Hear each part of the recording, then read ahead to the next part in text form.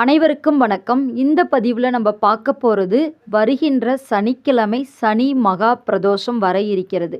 அன்று நாம் சிவன் கோவிலுக்கு பிரதோஷ வழிபாட்டிற்கு இந்த 3 பொருட்களை வாங்கி கொடுக்கணும். திருமண தடை நீங்கும், குழந்தை பாக்கியம் கிடைக்கும், வறுமை அகலும், கடன் சுமை தீரும், தீராத நோய்கள் ஏதாவது இருந்தாலும் அந்த நோய்கள் தீரும்.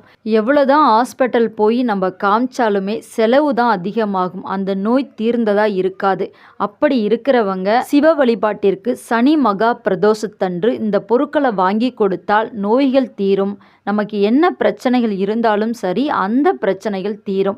நமக்கு கஷ்டம் வருது அப்படின்னாலே அந்த கர்ம வினை கொஞ்சம் கொஞ்சமாக குறைய ஆரம்பிக்குது அப்படின்னு தான் அர்த்தம். கர்ம வினை குறைஞ்சிட்டாலே நமக்கு எல்லா செல்வங்களும் கிடைக்கும், செல்வ வளம் பெருகும், வாழ்க்கையில் படிப்படியாக முன்னேற்றம் ஏற்படும். அதற்கு எல்லாம் அந்த ஈசன் எம்பெருமான் மனசு வைக்கணும். அதற்கு நம்ம ஈசனை மனமுருகி வேண்டணும். அகில உலகத்தையே படைத்த ஈசன் எம்பெருமான நம்ம மனமுருகி வேண்டி அவரை சரணாகதி அடையணும், அவர்கிட்ட ஒப்படைச்சிடணும். நீ தான் என் பிரச்சனையை தீர்க்கணும், நீ தான் எனக்கு எல்லா உதவியும் செய்யணும், இந்த பிரச்சனையில் இருந்து நான் வெளியில் வரணும், இந்த கொடிய நோயில் இருந்து நான் வெளியில் வரணும், தீராத கஷ்டத்தை தீரு அப்பா சிவனே அப்படின்னு சொல்லி மனமுருகி வேண்டுங்க.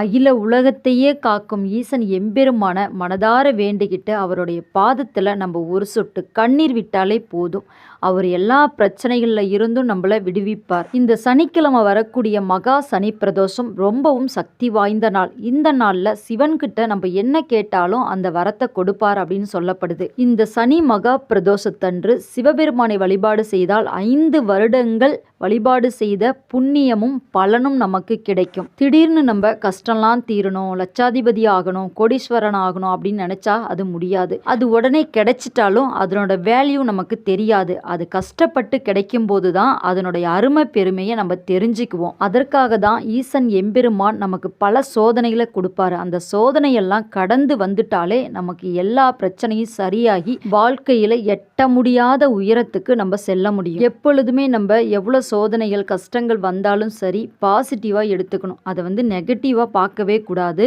ஒருத்தவங்க நம்மளை புண்படும்படி பேசிட்டாலுமே சரி, அதை நம்ம கேர்லெஸ்ஸாக விட்டுட்டு அவ்வளோதான் அப்படின்னு சொல்லி போயிட்டே இருக்கணும். அவங்களுக்கு தெரிஞ்சது அவ்வளோதான். இந்த வருடம் சனி மகா பிரதோஷம் வருகின்ற ஜூன் 27ஆம் தேதி சனிக்கிழமை வர இருக்கிறது. அன்று நம்ம பிரதோஷ வழிபாட்டிற்கு மாலையில் 4:30 மணி முதல் 6 மணி வரை உள்ள நேரத்தில் அனைத்து சிவாலயங்களிலும் ரொம்ப சிறப்பாக சிவபெருமானுக்கும் நந்தி பகவானுக்கும் அபிஷேகங்கள் நடைபெறும்.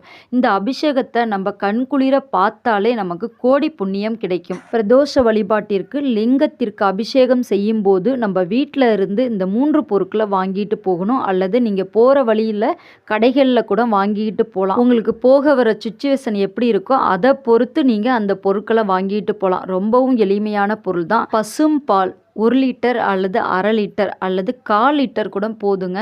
இதை வாங்கி கொண்டு சிவ வழிபாட்டிற்கு கொடுங்க. பால் வாங்கி கொடுத்தா கர்ம வினை தீரும், பாவங்கள் குறையும், முன்னோர்களின் ஆசி கிடைக்கும்.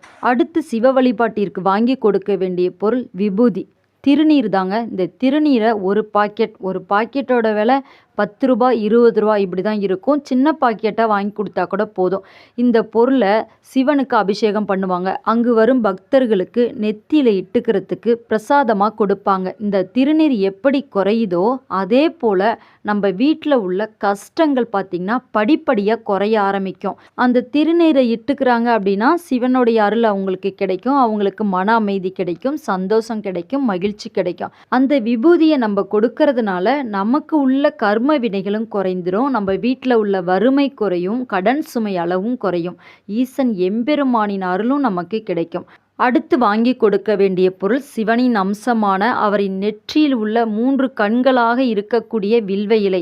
கொஞ்சமாக கிடைச்சா கூட போதும், 1 இலை கிடைத்தால் கூட போதும். அன்றைய தினத்தில் சிவன் கோவிலுக்கு பிரதோஷ வழிபாட்டிற்கு கொண்டு கொடுங்க. வில்வ இலை கொண்டு கொடுத்தால் அனைத்து விதமான தோஷங்களும் நீங்கும், ஈசனின் அருளை பெற்று பாவங்கள் அனைத்தும் நீங்கி கோடி புண்ணியங்கள் நமக்கு கிடைக்கும். சனி மகா பிரதோஷத்தன்று பசும்பால், திருநீர், வில்வ இலை இந்த 3 பொருட்களையும் சிவ வழிபாட்டிற்கு அபிஷேகத்திற்கு கொண்டு கொடுங்க.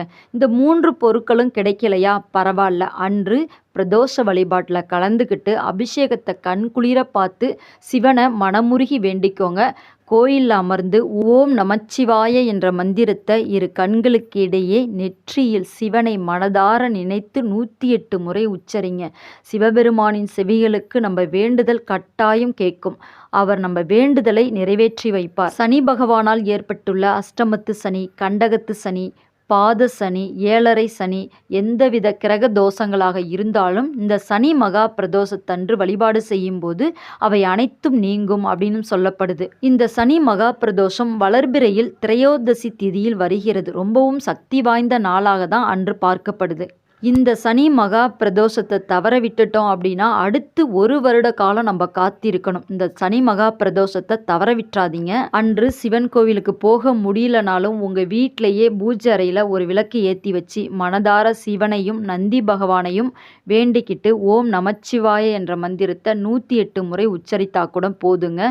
மறக்காம வருகின்ற ஜூன் 27ஆம் தேதி அன்று சனி மகா பிரதோஷத்தன்று சிவனை மனதார வேண்டுங்க. உங்கள் கஷ்டத்தை போக்கிக்கோங்க. இந்த வீடியோ இவ்வளோதாங்க. இந்த வீடியோ உங்களுக்கு பிடிச்சிருக்குன்னு நினைக்கிறேன். லைக் பண்ணுங்கள். மறக்காமல் நம்ம தெய்வீக ஆற்றல் சேனலை சப்ஸ்கிரைப் பண்ணி வச்சுக்கோங்க. உங்கள் ஃப்ரெண்ட்ஸ் அண்ட் ஃபேமிலிக்கெலாம் ஷேர் பண்ணுங்கள். மீண்டும் அடுத்த பதிவில் சந்திப்போம். ஓம் நமச்சிவாய. நன்றி, வணக்கம்.